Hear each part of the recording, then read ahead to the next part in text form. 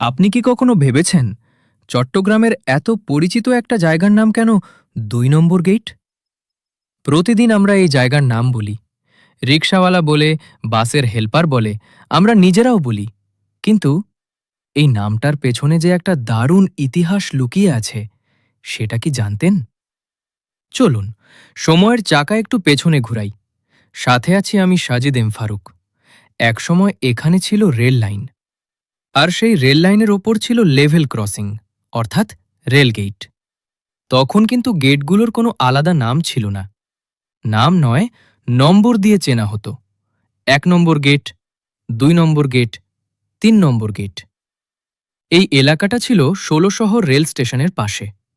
যখন চট্টগ্রাম থেকে নাজিরহাট বা দোহাজারীর দিকে ট্রেন যেত বা আসত, তখন রেলের গেটম্যান এসে গেট বন্ধ করে দিত, যাতে সিভিল গাড়ি, রিকশা, মানুষ কেউ লাইনে উঠতে না পারে। ষোলশহর স্টেশনের দুই পাশে ছিল ২টা রেলগেট। একটা ছিল মুরাদপুর বিবিরহাট সড়ক অংশে, সেটাকে বলা হতো ১ নম্বর গেট। আর অন্যটা ছিল ষোলশহর বায়েজিদ বোস্তামি রোড অংশে, সেটাই ছিল ২ নম্বর গেট।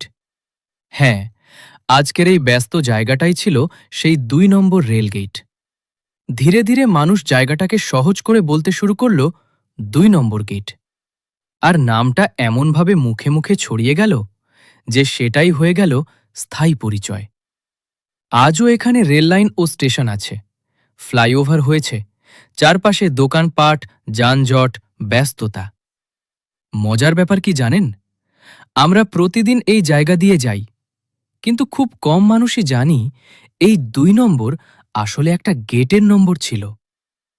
চট্টগ্রামের এমন অনেক নাম আছে যেগুলোর পেছনে লুকিয়ে আছে চমৎকার ইতিহাস। ভিডিওটি ভালো লাগলে শেয়ার করুন। আপনি কি আগে জানতেন ২ নম্বর গেট নামের এই গল্পটা? কমেন্ট করে জানাতে পারেন।